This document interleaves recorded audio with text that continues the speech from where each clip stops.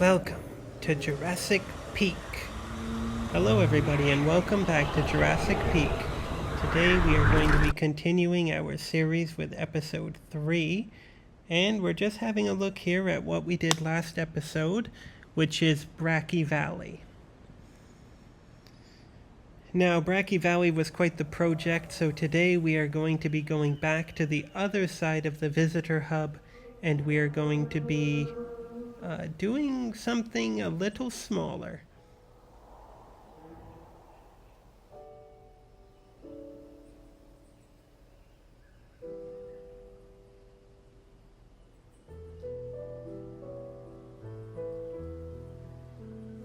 Here we have our Brachiosauruses, the 2 variants that are in the game, so it is a nice combination, but today we are going to be working here. I decided that I would split this area up into 2 parts. Originally I was planning on having it to be, I suppose you could say, the main part with a big mix of dinosaurs, but I decided I wanted to do something a little bit different for this next episode. We're going to be doing, I would say, an area more for the kids. Here we're just getting our path laid out.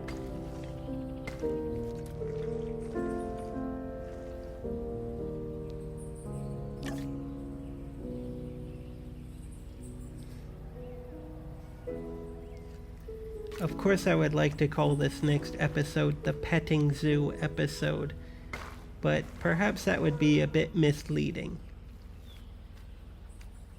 because there are no petting zoos in Jurassic World Evolution 2, although it looks like there might be some petting zoo features in Jurassic World Evolution 3, which we will be exploring when the game releases in a few months.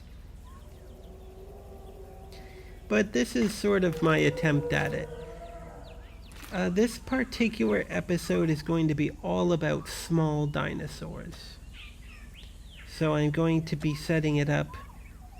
I imagine that this area of the park is going to be probably the main area that people go to if they're just visiting for one day.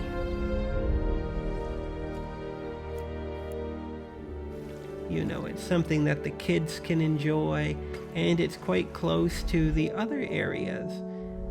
And it's all within a short walk of the visitor hub. I'm just getting a little feel for this area so far.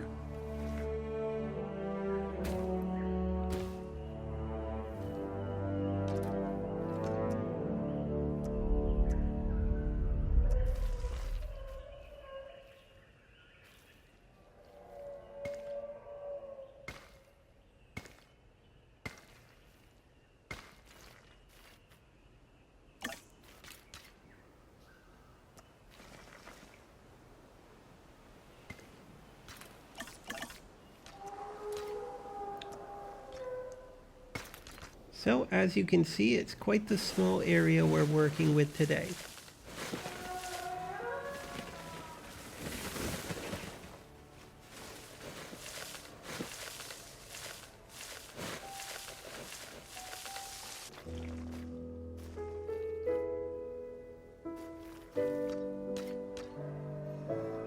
Now this path here is more for the hotel guests. When they're coming out of the hotel, they can quickly come into the area without needing to go into the busier hub. But I don't imagine this particular path will be used by guests who are just staying for the day.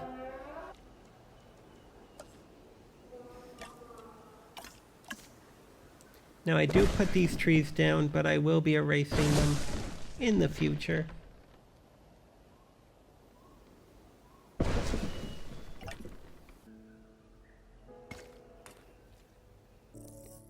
Now here I'm going through my collection of dinosaurs and deciding on what I'd like to include. So we do have a good mix. In total I have 11 dinosaurs that I will be including today.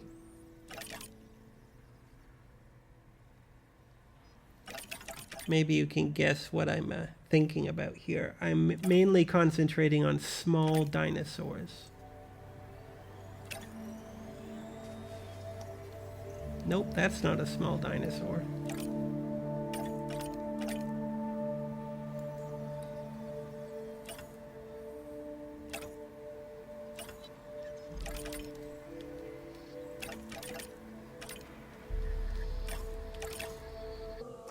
And it is okay if they're meat eaters. The main thing is about the size.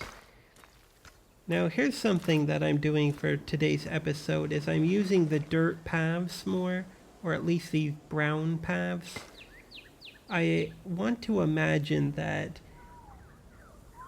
when you're using these paths to go in between the enclosures, it's a little more natural. Especially when you see how I do the enclosures, I'm going to be trying to make it feel a lot more open.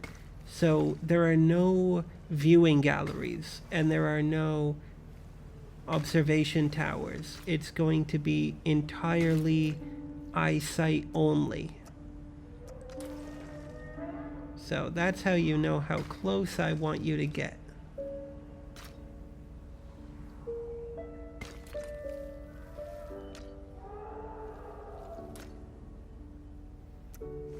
But you can see how these enclosure areas are quite small compared to what you might imagine. Here I've divided this particular area into 6 enclosures. So it will hold 6 species. And we do want the paths to join up. Ideally, we want that so that people can go from one dirt path to the next dirt path without getting back on the main road.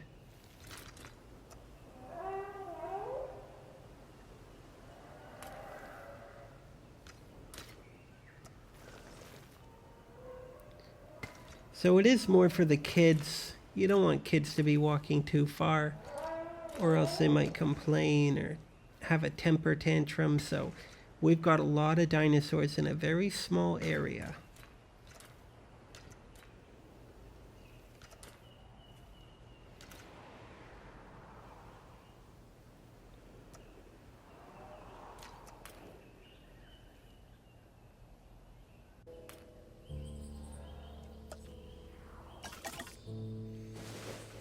This here is our bonus enclosure. It's going to be very close to the seating area. So as you're eating, you could look across and you could see some dinosaurs. Of course, some of the dinosaurs today could be a threat to a person. Thanks to modern technology and invisible fencing, we can keep the illusion that we're very close to danger and very close to nature, but actually we're perfectly safe.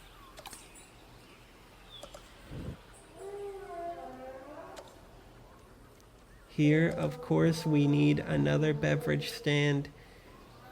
Right before we enter this big area of the park, we want to make sure that we're well caffeinated. So I'm including another cafe.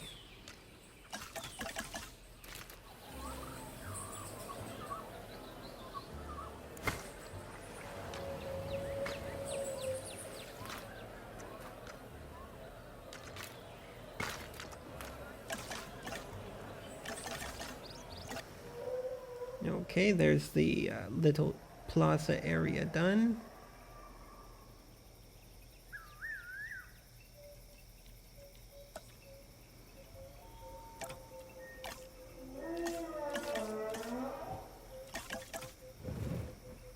Now here I would like to do a small sort of decorative area. This is more for the people who are staying the weekend in the hotel to see, because they're going to be the main people who use this path. I do end up changing it though, because I did not have hunger turned on, but later on in a future episode, I do want the dinosaurs to be eating, specifically the meat-eating dinosaurs. So I do change it because I do not put a meat distribution area in for one of the species here. So I have to redo it so I can fit it in, because they can't be too close to the walls. But unfortunately, these enclosures are quite small. So here we're using these biosyn decorations. They're very nice. I especially like how much they light up at night, but I don't want to encroach on the path too much. So I am trying to get the correct balance.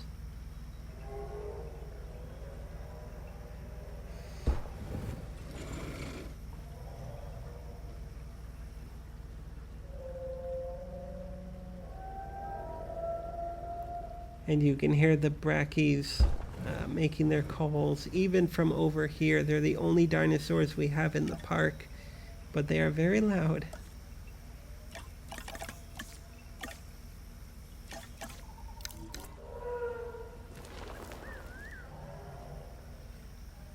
Here I'm just trying the rock texture.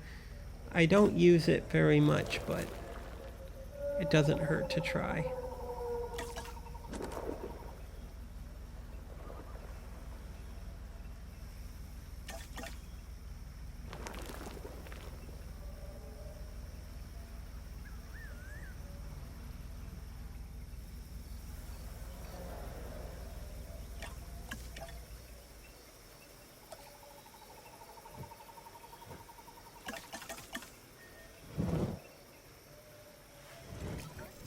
Now here at the back, we're adding these umbrellas or sunshades,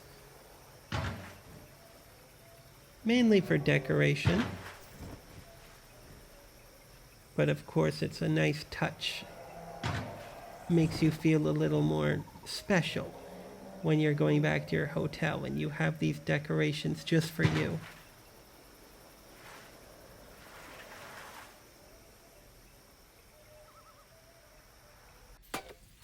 Now I'm adding the invisible walls. This episode is going to be entirely using invisible walls. I put the walls in first, but I suppose I should say I put the fences in first, but I should have put the Malta walls in before the invisible walls, because you can put the Malta walls close to a fence, but you can't really put a fence close to the walls. So I do end up having to redo a lot of work and undo a lot of work. But you'll be seeing that soon enough. Thankfully, I've made it super speed.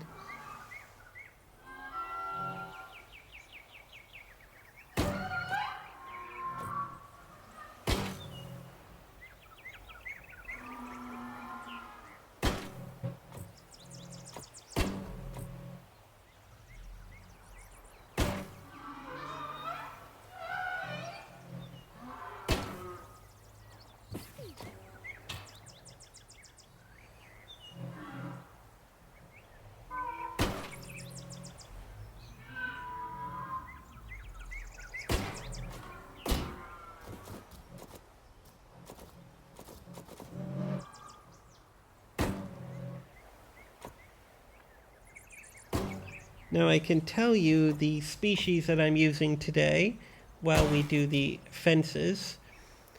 I'm going to be putting in a Coelophysis, a Dryosaurus, a Troodon, a Gallimimus, a Dilophosaurus, a Lystrosaurus, a Proceratosaurus, a Compsognathus, a Homalocephali, and a Struthiomimus, or Struthiomimus. Of course, I am certain I'm pronouncing some of those incorrectly, but that should be 11 of them. Oh, did I add this one? An Archaeronithominus. We'll let the narrator tell us the correct pronunciation of some of these. But if you are very good with dinosaurs, you probably know what I'm trying to say. They're all very small.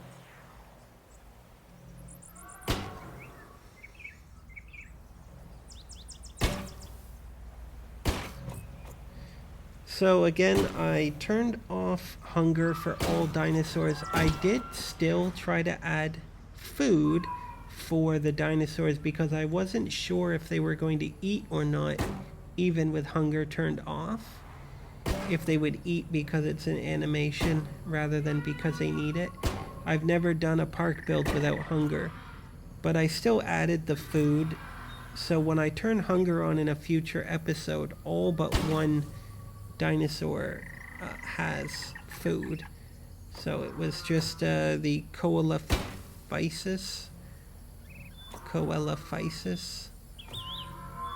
which you will see soon enough. That dinosaur did not have any food given to it, so.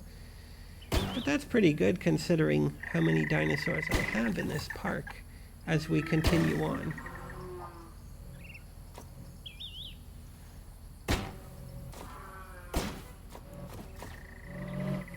So we're just finishing up these invisible fences. Again, I was so frustrated when the Malta walls didn't really go well with the fences.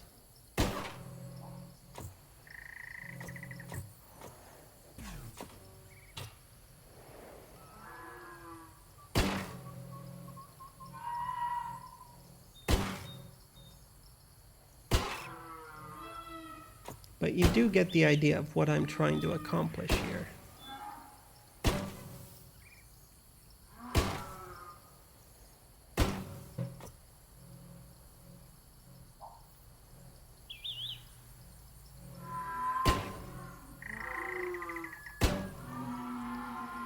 This particular episode is essentially a walk-through enclosure.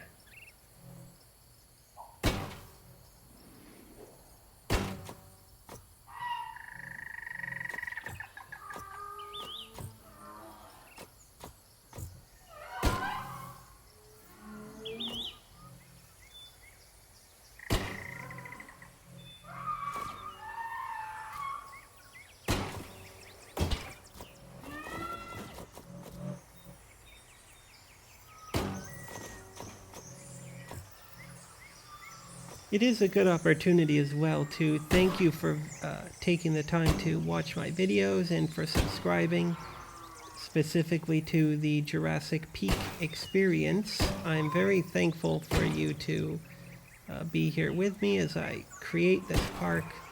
I'm quite proud of it, how it's coming along. Some parts are a little more tricky than others, I suppose, getting the balance just right. For the enclosures, I do take some pride in saying that these are some of the best enclosures I've ever made. Perhaps not this particular episode's enclosures, but as the series progresses. Here I'm putting in the Malta walls, and you can see they are obstructed.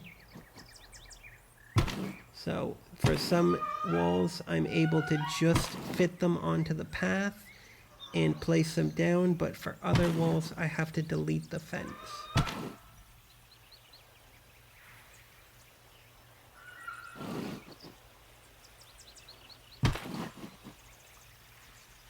So again, if you like my series here and you want to see more, please do consider liking and subscribing.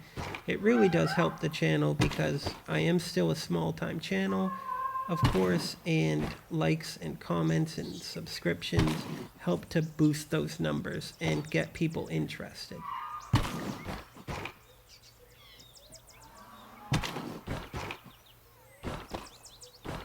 Here we're getting quite close to the wall, so I don't want to have to put these on the path too much. I'd prefer to keep them a little bit off the path just so that the guests can walk along it. I don't have guests turned on.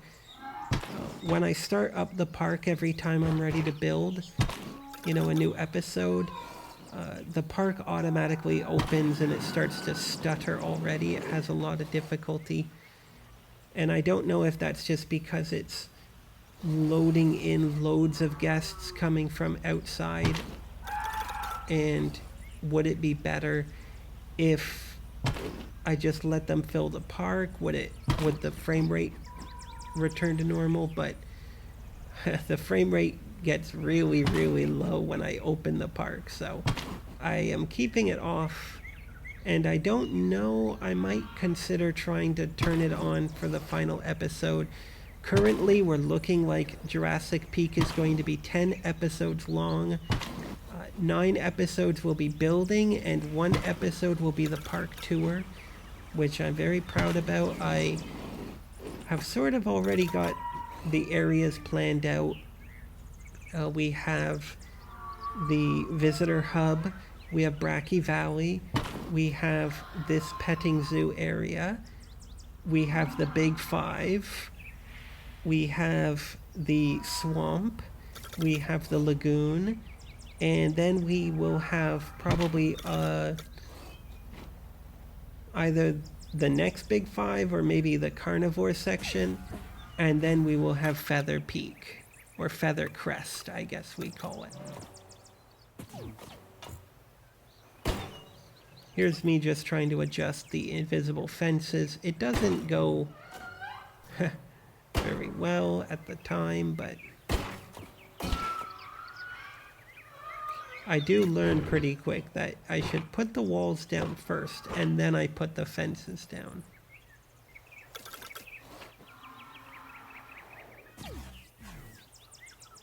But it's okay, it's a learning experience. I'm still quite new with the Malta expansion and with the Biosyn expansion, so it's no harm.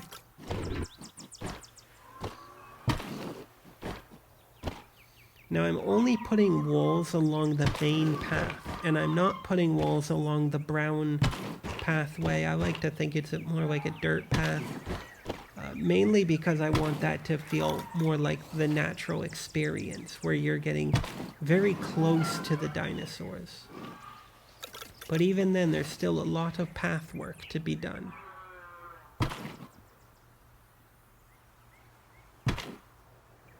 Here I'm just sectioning off another area for seating.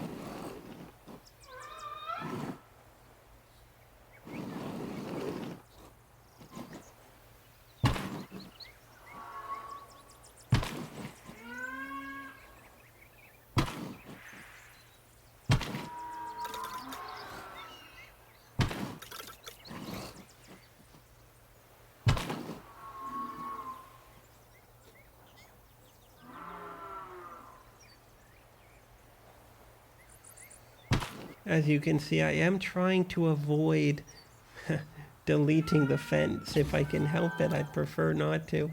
I'm quite resistant.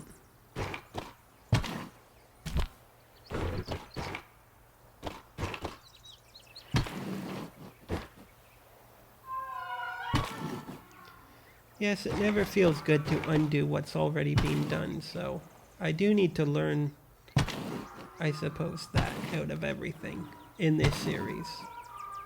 And there is an order that you can do things.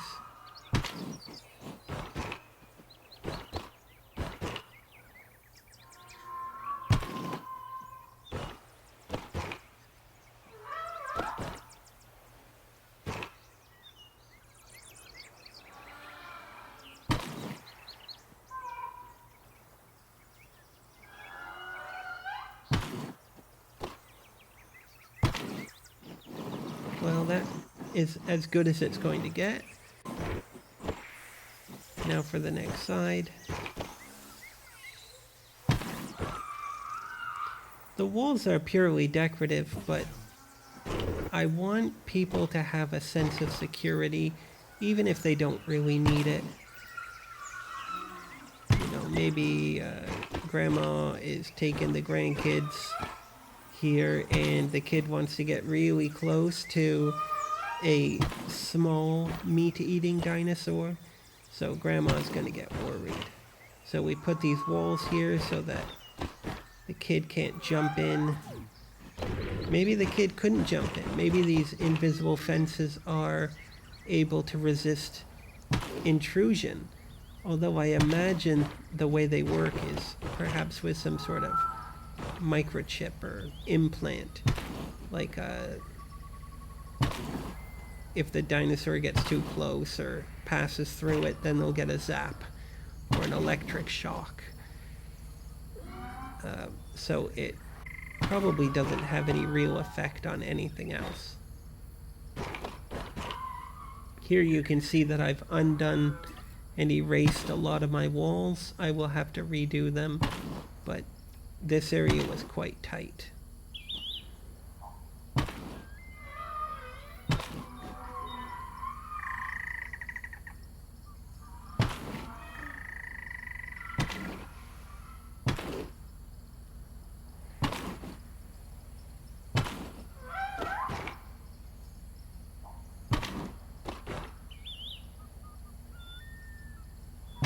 Okay, you can really see it's coming together now.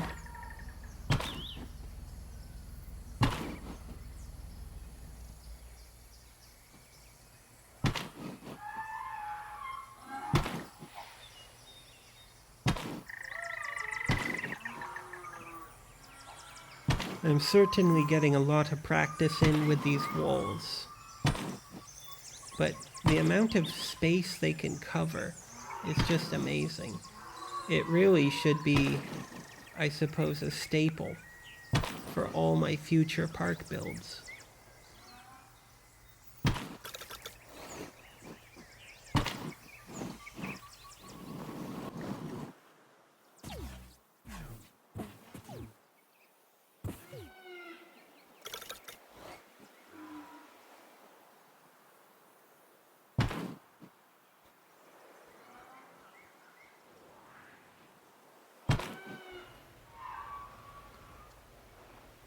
So we're just getting near the end of the path laying here. I am glad that they added these smaller wall pieces because it really does help bring everything together. And I'm very quick to delete the fence now. No point in trying to work around it, especially for this curved area.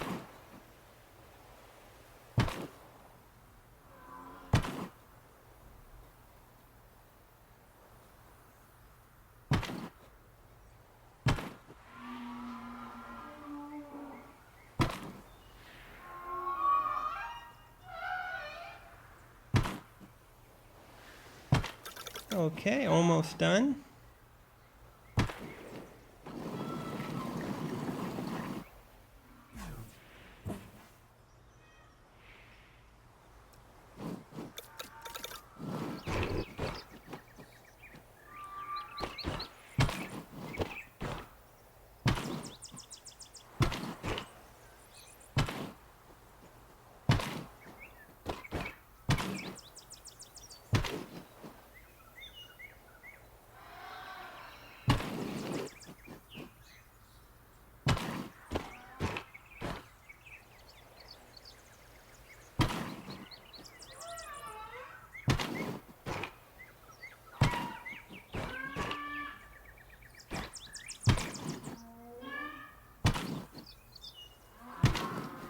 By the way, this is sped up footage here. I know it looks a bit slow, but it actually is, I think, 8 times speed.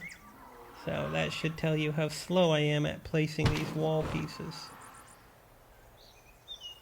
It's mainly using the bumper buttons on the controller, trying to get it all lined up perfectly. You know, I have to keep hitting one, then the other, and then the other, and then the other again. Trying to, like that, trying to get it the angle I want it.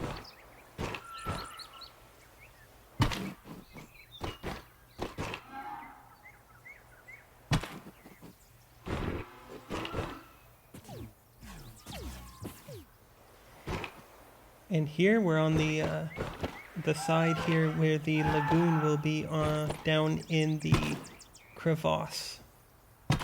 And that will be a future episode. That will be episode 6, I believe. Or maybe it's 5.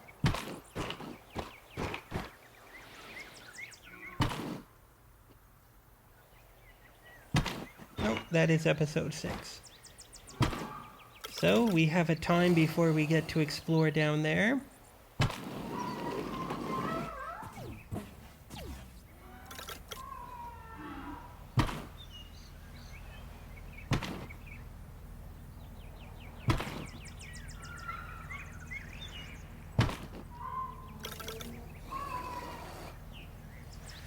Okay, that's, I believe, all the path work done.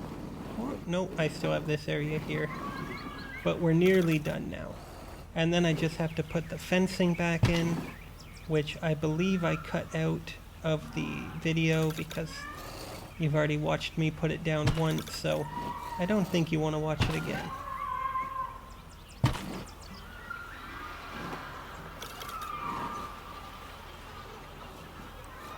Okay, I think that's it. We put all the fence back, and now we're just going to color the ground.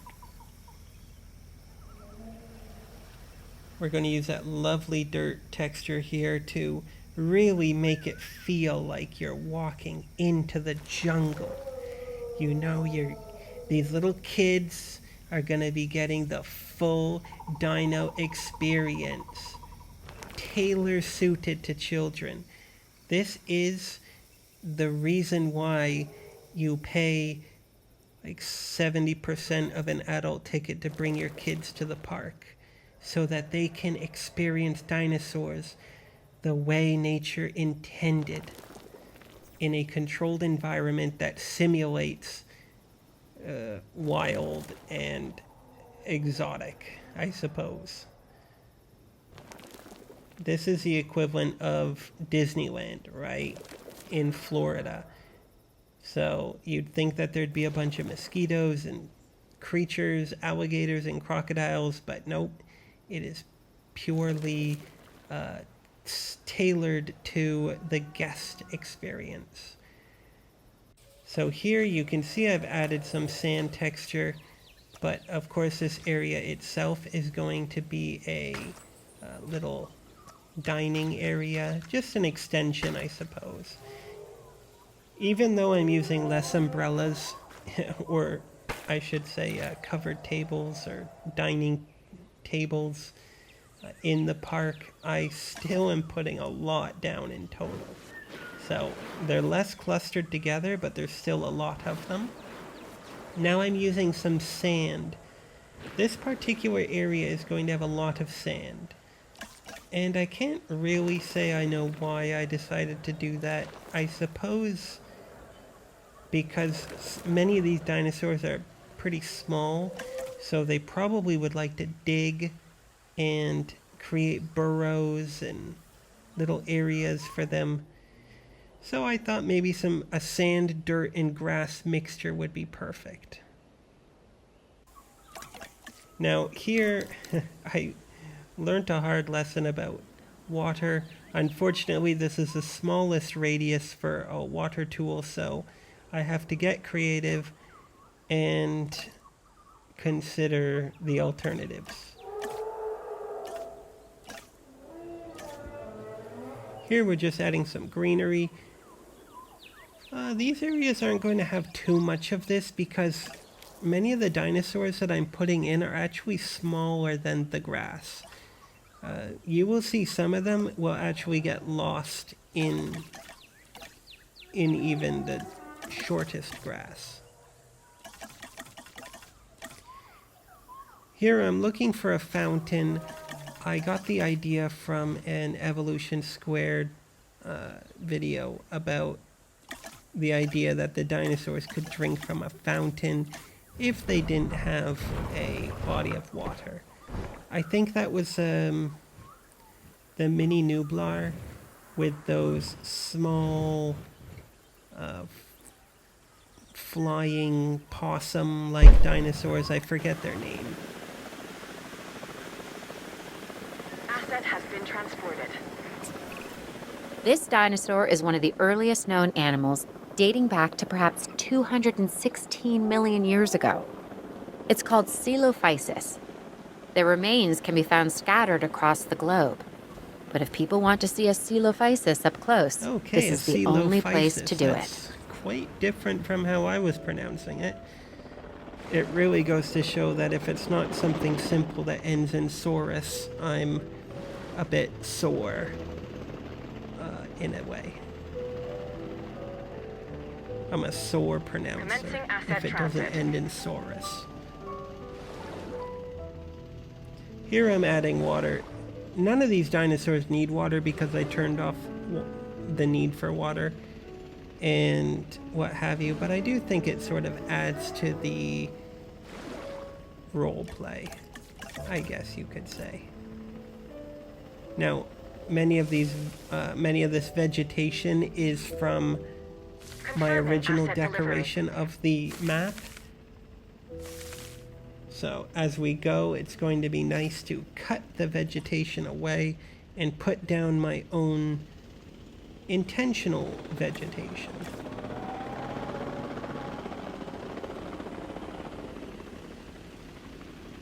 Of course, at this point, I'm still considering what I want to do.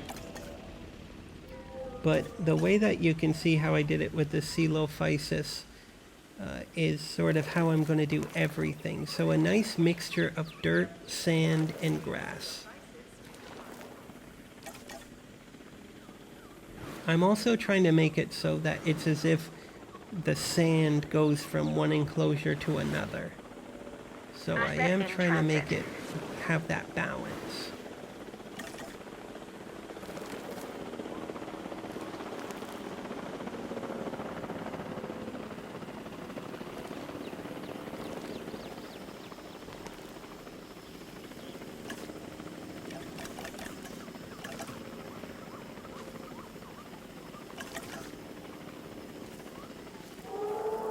Asset delivery confirmed.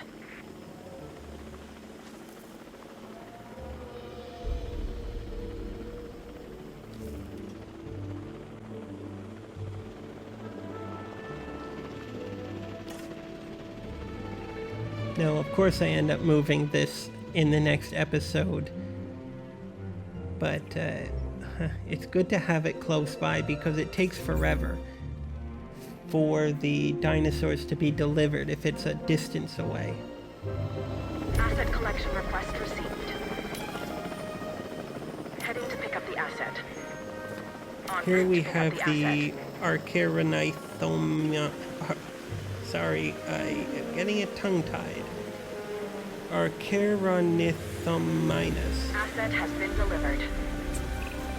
There was a lot of controversy about dinosaurs being the ancestors of modern-day birds before this one was introduced into the park. It's an Archaeornithomimus. Yeah, I'm not going to try and I think it puts some of those that. arguments That to is a rest. mouthful. Archaeornithominus. Transit has commenced. Minus or minus? Anyway, it's a very exotic dinosaur, of course. I quite like that one visually.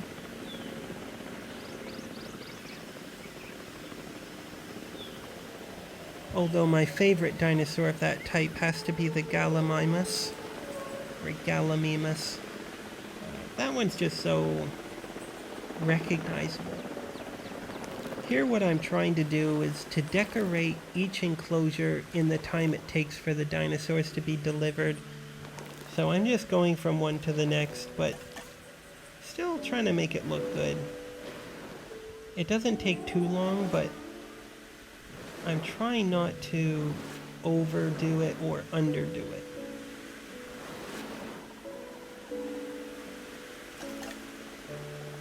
I believe this is going to be the Dryosaurus.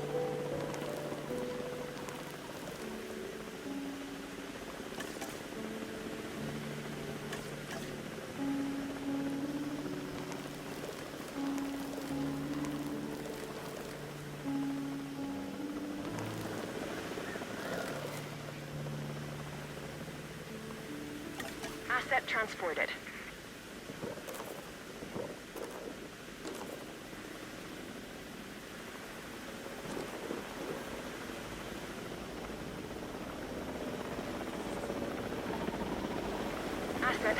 collected.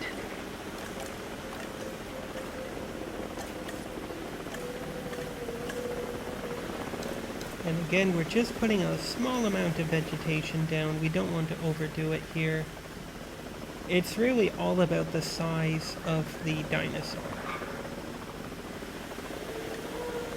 Transportation complete. We know this animal's primary habitat was the ancient primordial forest that once covered this planet. It's called Dryosaurus. Before our research, there was no information on adult specimens of this dinosaur. We only had the fossilized record of juveniles. But now, that's all This changed. one's quite cute. Again, you can see many of these dinosaurs are very family friendly, you know? Which is why it's good that they're so close to the visitor hub. Because there's not as much danger with some of them.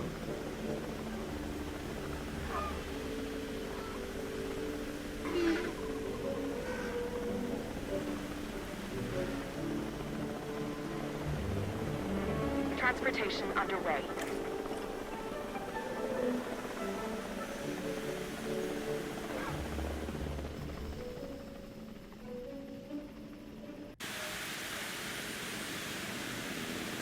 Asset delivery confirmed.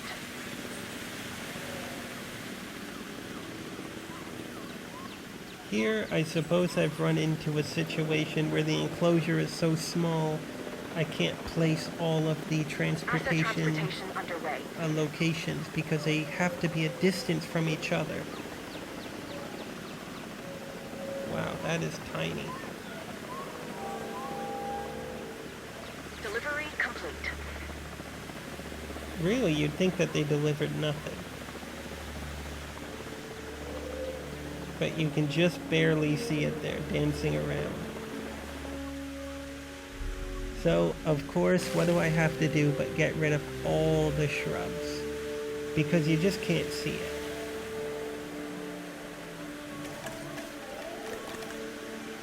And by putting down a lot of sand, you get a much better contrast. So it's much more visible at Asset least. transportation in progress.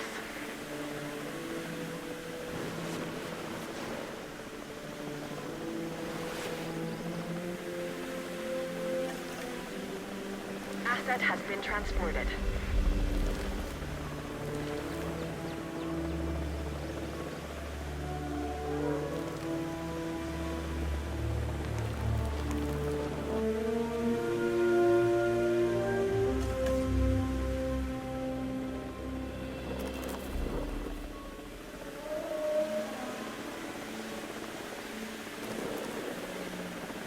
Asset being transported.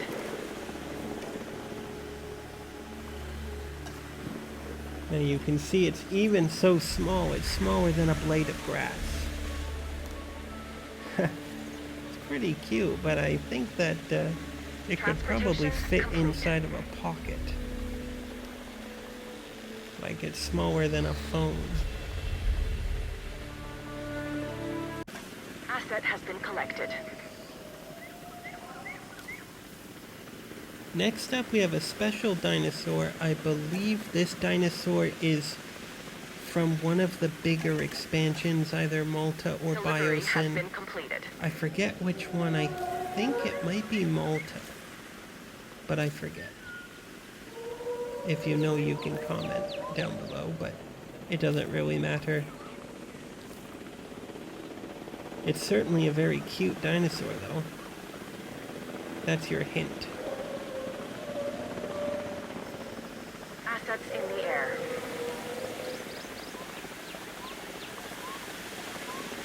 There it is. It's the Lystrosaurus. Transportation complete. I'm a fairly trusting individual, but if you were to tell me that you'd seen anything like this before, I'm not sure I'd believe you. This tusked therapsid is Lystrosaurus. Astonishingly, this species managed to survive the Permian-Triassic extinction and went on to thrive as the dinosaurs began to populate the Earth. Here's hoping it can enjoy a long tenure this time So around it's too. pretty small. Again, it's only the size of a blade of grass, but at least it has a little more meat than the previous species. Asset being transported.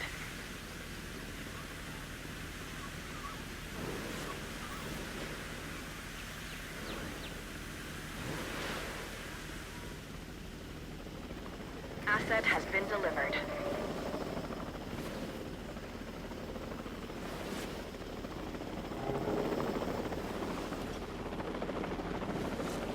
So here I'm just trying to get that sand sort of spread throughout the enclosure, make it feel like it's more of a continuation, as if there's a sand vein running underneath the paths. Asset Like transportation it's a sandy underway. area naturally almost.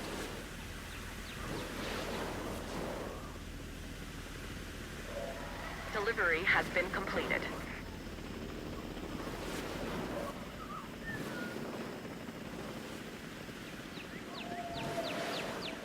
Of course, I always wonder before I start each episode if the enclosures are going to look good or what have you, but I do like to think that they are passable, to say the least. Especially when you Transit look has at the commenced. before and after picture, then you can really see the difference that just time and brushes and scenery objects can make.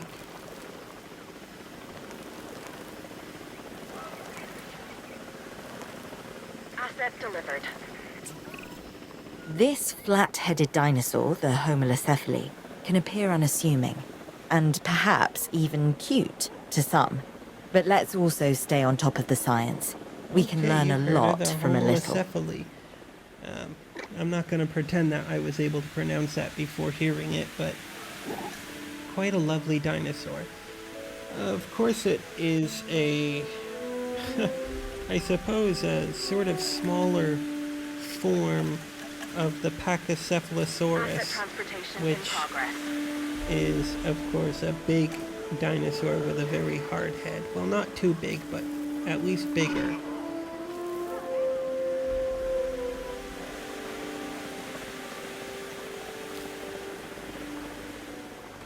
Asset has been transported.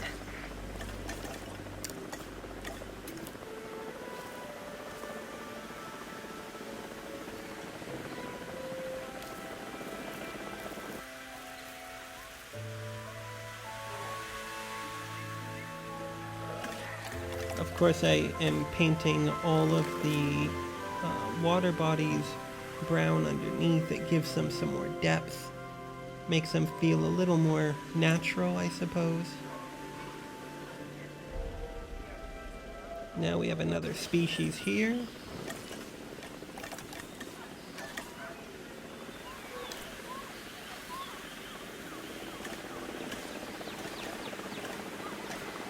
This one, of course, I believe is a little bigger.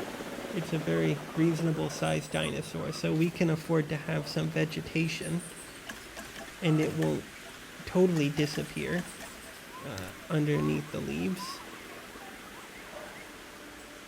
I don't know if it showed what it was going to be if I accidentally scrolled over those flares. I don't know if it tells you, but it is a good one. Asset in transit. No park is complete without it.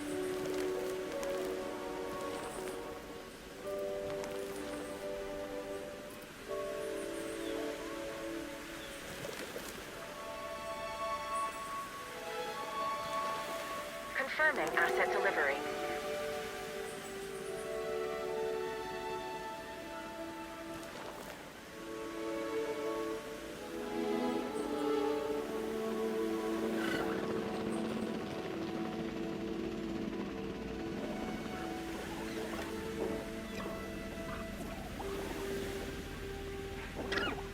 Very adorable. I quite like the color patterns. Unfortunately, on console version, I don't believe there's a way to really see how a dinosaur will look with a color pattern. until you breed it or clone it, and then you send it out. I know on the PC version you're able to, at least from the videos I've watched, but I just can't find a button for it when I'm cloning them and editing their pictures, so I really have to just guess what colors will be good. Transportation complete. Some of these animals present a real test of our abilities. Take, for instance, this latest dinosaur, the Gallimimus. It's an opportunistic omnivore that does best in groups. That alone isn't the problem, but the speed. Gallimimus is incredibly fast, which presents special challenges for the ranger teams tasked with monitoring them. I love the stripes on the back of its neck there, where the neck and the body join together, the hunch. It's quite striking feature.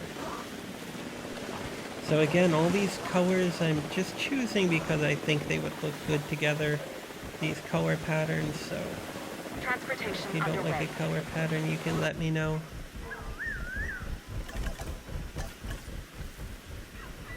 Here we have another good dinosaur. And again, because you can see I'm adding more shrubs and more trees, it's not going to be the smallest dinosaur.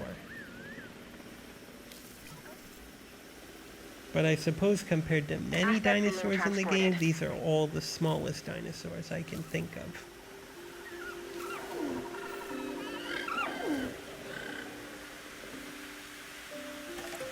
Delivery has been completed.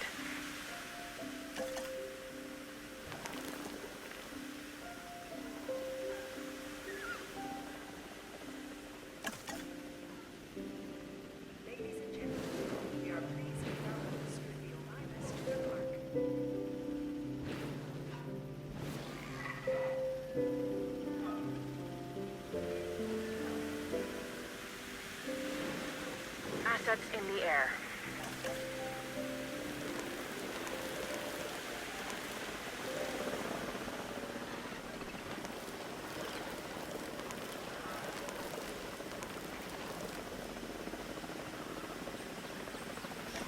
And here we have it.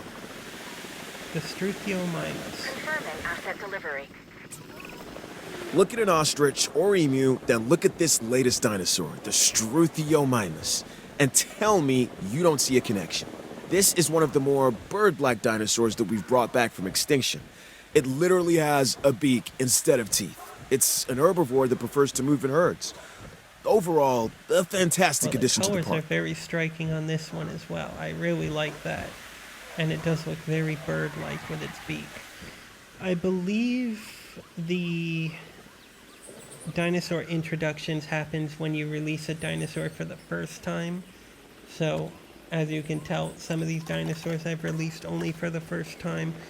But this is the PlayStation 5 version, and I only just got my PlayStation 5 recently. Quite soon after, or quite soon before I started my YouTube channel, so I did play this game a lot for PlayStation 4. Which is also why I'm not doing the Chaos Theory again, or the challenges. I really don't want to do those again. They were not something I want to repeat. Some people, they like challenges and they like Chaos Theory and the campaign. The campaign was quite easy, but it just takes time. And I think for me, once is enough.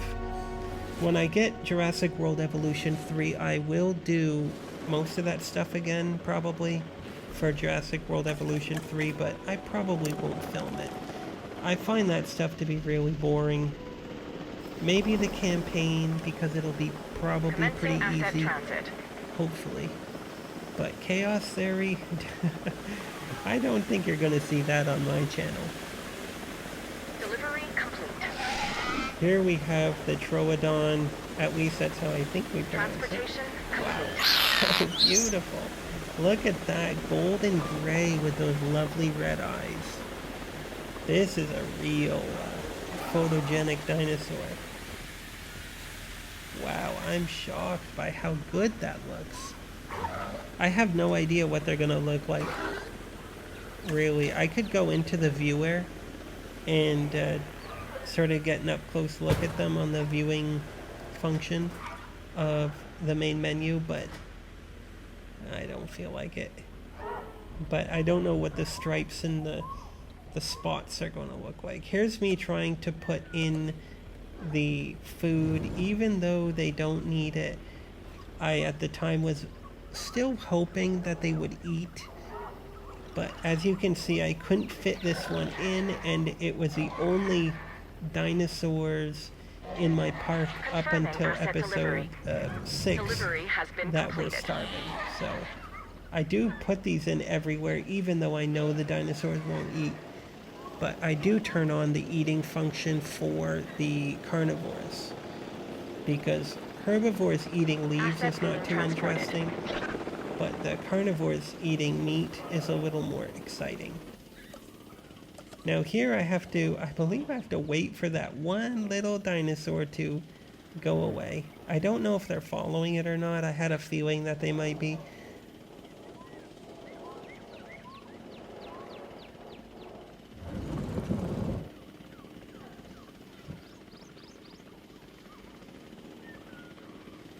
You see that one little dinosaur giving me trouble, but they do all surprisingly run away, which I like.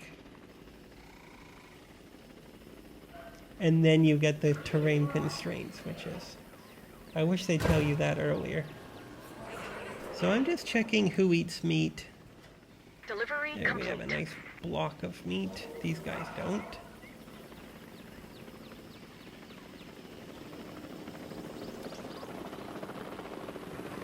These guys do. Why don't I give them some meat? Oh, I must have off camera. Here we have our next dinosaur, and this might be a fan favorite. The sorry, the Dilophosaurus. Probably pronouncing that wrong, but this is a very recognizable dinosaur. And of course there's a controversy about the size, because it is tiny in this game, considering in recent days Asset has been it transported. is believed that they are at least double the size. So perhaps in Jurassic World 3 we might get a larger variant. That could be an interesting change, but at least for this one I have to keep the vegetation low because it's surprisingly small.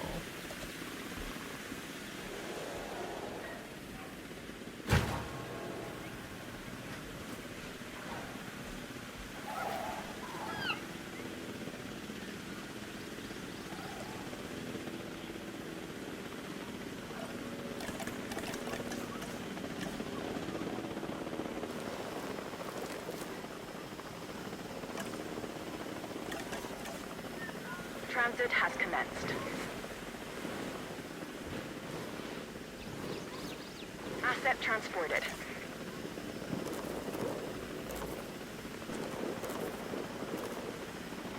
Asset has been collected.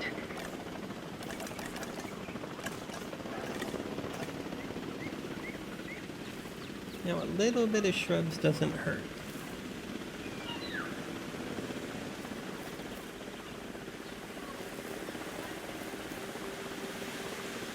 Transportation underway.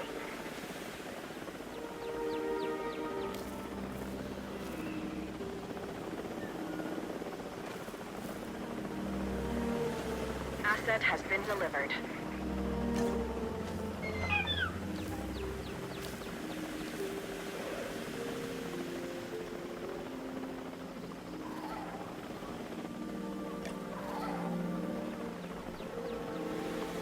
Here we get an Asset animation. transportation. Yeah, we recognize that from the movie. Asset delivery confirmed.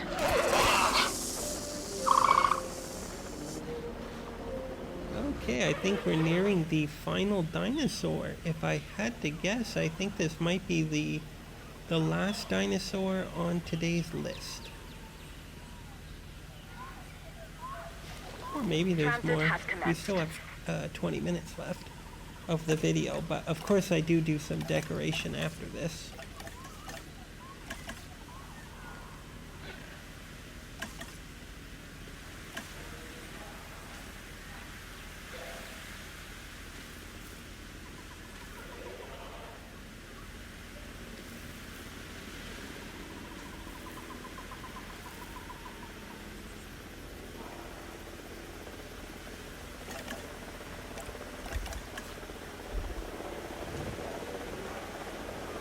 Asset has been collected.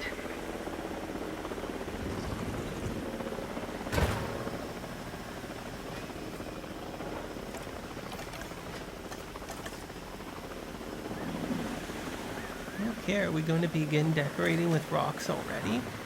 Asset delivery confirmed. You successfully introduced a new dinosaur, a Proceratosaurus. This animal is instantly recognizable by the colorful crest on its snout.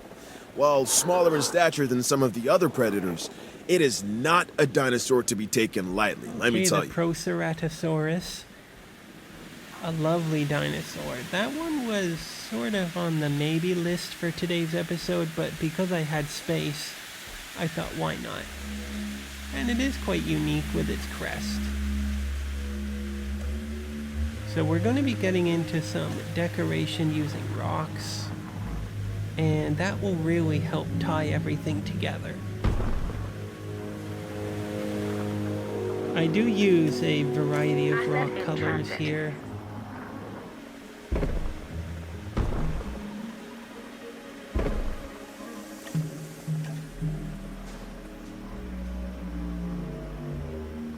Asset has been transported.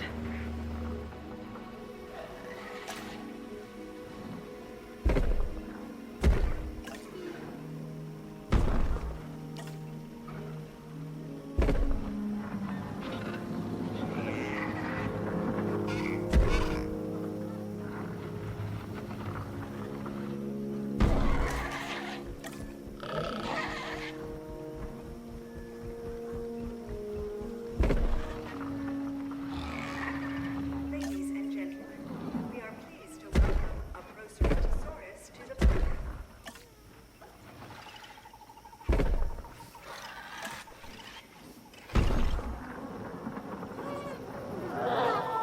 Asset being transported.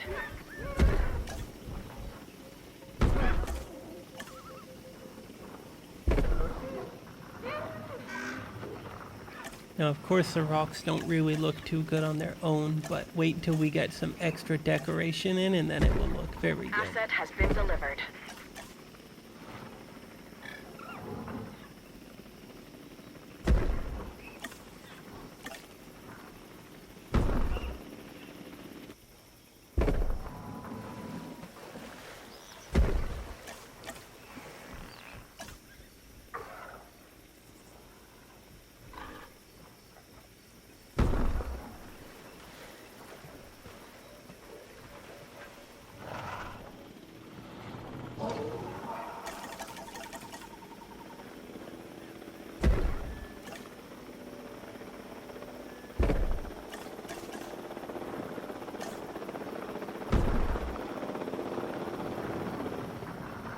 Commencing asset transit.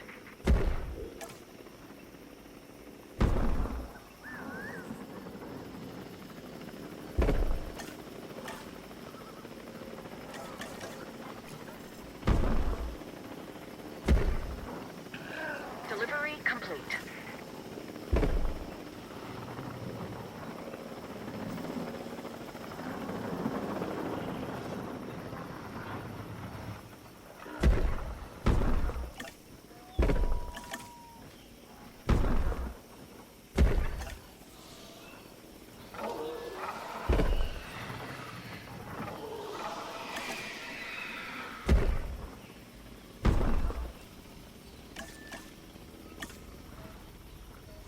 There's a nice big log, a log of rock.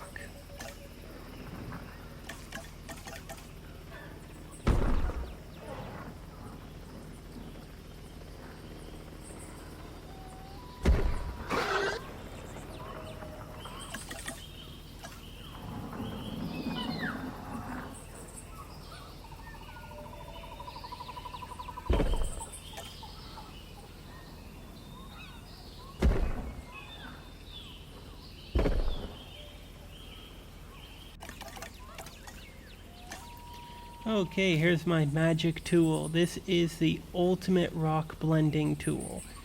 I love using the palm brush with the rocks because it just goes so perfectly well. The the low-lying bushes, those bushy bushes, and then the palm trees sticking out in between the rocks, I'd say it is the ultimate combination. I've tried other plant brushes, but the palm tree really does the best because the palm trees are thin enough that it really does look like they're growing in between the rocks rather than through the rocks. Of course, you still get some palm trees that are growing through a rock, but it's much better than other trees that don't even want to grow in a tight area. So the palm tree is the perfect brush.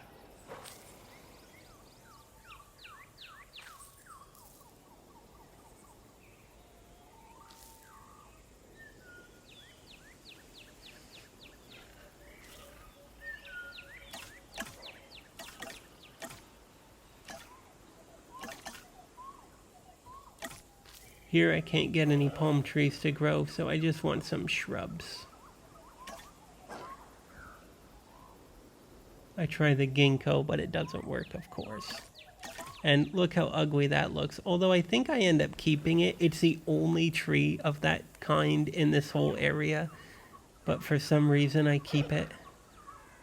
I think, I guess that's one of those little things from this series that you're gonna see and you're gonna say, oh, I remember when he did that in the series. But when you're watching the park tour at the end of the series, you might not even notice. So here we have it looking really nice already. But there's still a little more to do.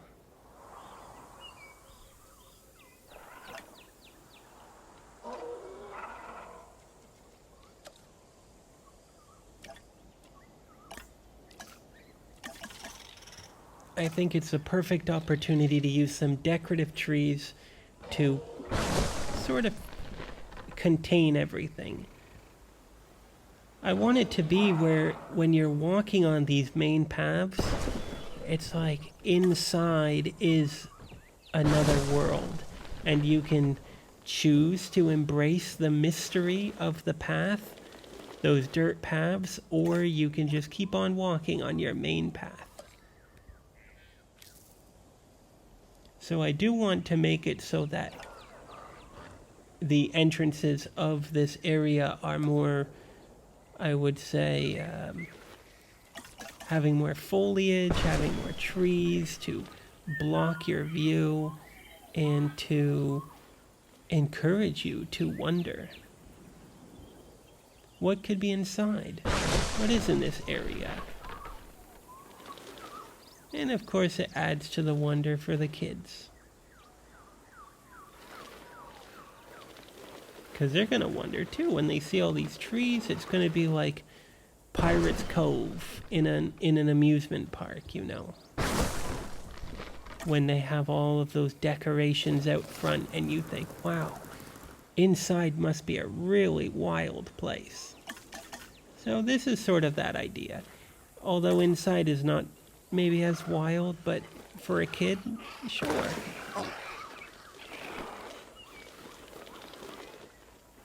So here we're just decorating, especially around the path entrances.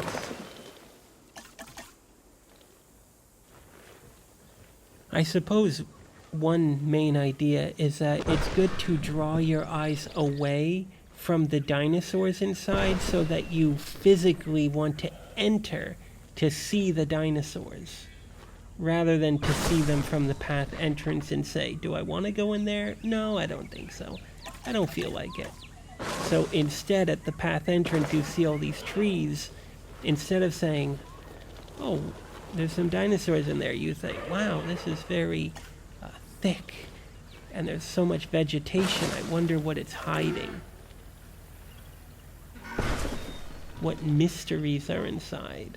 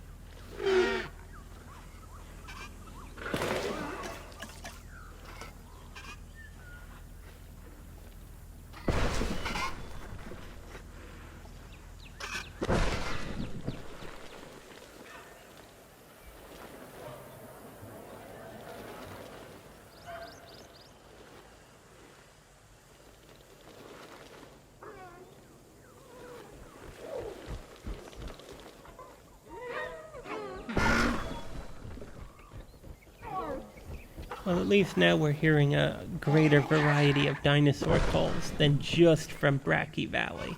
So that's at least a good thing.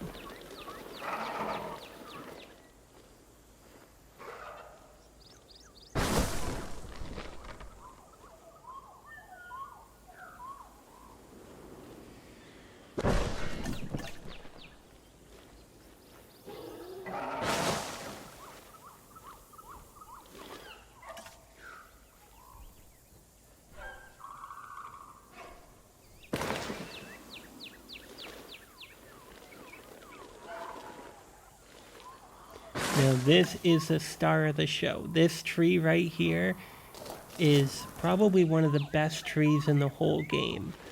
I love how much volume it gives you with just such a simple idea. It really can block a path, block eyes, and funnel your view and funnel your attention to the right places. When you see it, you just think, wow, it's so dense. That area is so dense that you can't see through it. But then you look next to it where the path naturally opens up, and then you're more interested in the path, because to the sides are this very thick tree, full of vegetation and branches and branching trunks, I should say. So I'm putting that at all the vantage points here. It's at perfect height too. There's one tree that's much shorter, and then you've got the two trees that are higher up. So it really does help to block the view.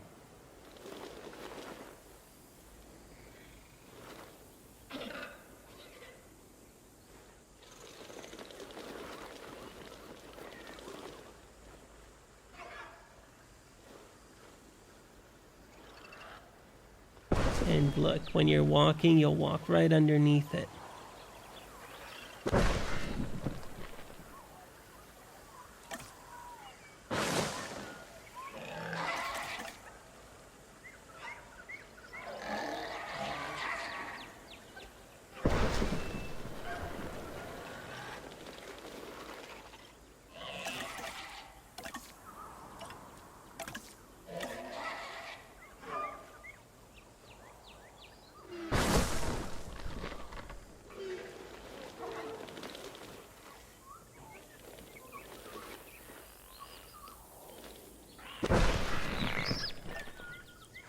So it's looking much better already. Now we're going to add these final sets of tables here. And as you're eating, you can look right at that dinosaur that's calling out.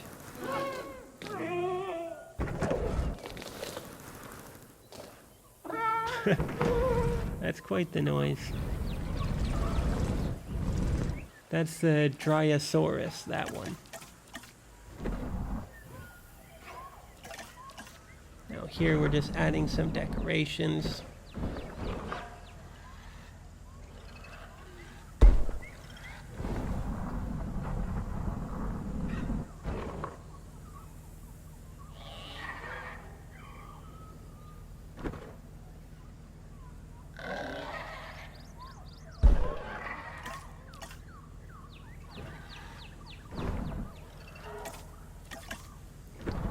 This will probably be my least used biosyn decoration here. But it is nice in some areas. I can't say I really need it, but it does look good in certain situations.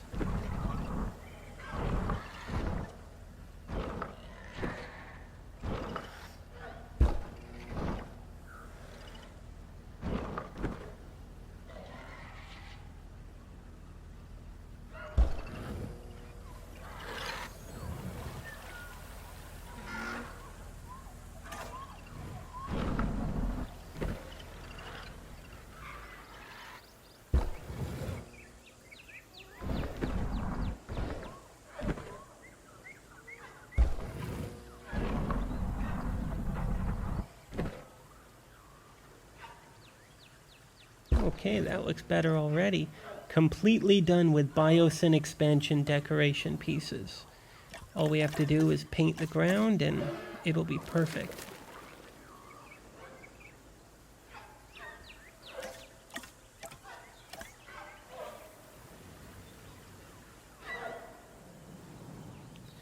So here you can see from the view from the table, you know, as you're drinking your coffee, you get a great view of these dinosaurs.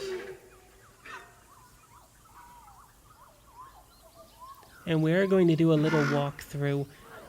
Unfortunately, it gets a bit blurry when I'm walking, especially at, you know, super fast speed. So I hope you don't mind, but you can see, I want to show you what it looks like from the path, right? This is the idea, is that you're going into their world. Thanks to the invisible fences, it at least appears that way. I mean, in theory, you could get closer to a dinosaur here than you would ever get in your whole life. Over here, you can see some great dinosaurs. I mean, look at the size of them. And you're walking along a 6-foot tall human, and maybe 5'10" or 5'8". I don't know how tall we are here. Here's some smaller ones. A bit harder to see.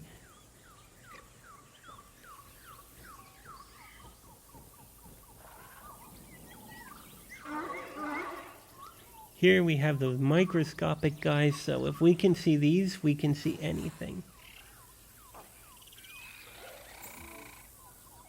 And over here we have the, let's see, who are these? Oh, the Proceratosaurus. Yeah, very lovely. You wouldn't want to stick your hand through the invisible fence here, though. And then up ahead we have the Lystrosaurus wandering around.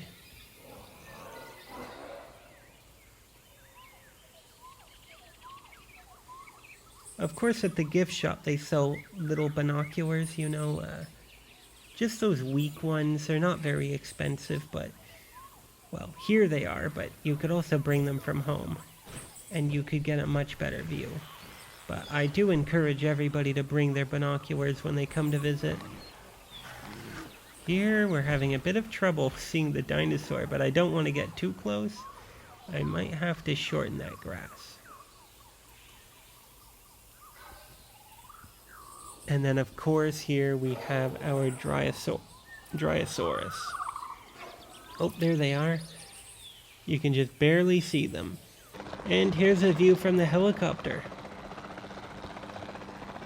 Of course they look like they're a little bit startled by it, but usually we fly a little bit higher. Well, that's going to do it for this episode. I hope you enjoyed. This is sort of a petting zoo, but I guess it's more of a walk-through exhibit. So I hope you enjoyed it, and I look forward to seeing you next time for episode 4 of Jurassic Peak.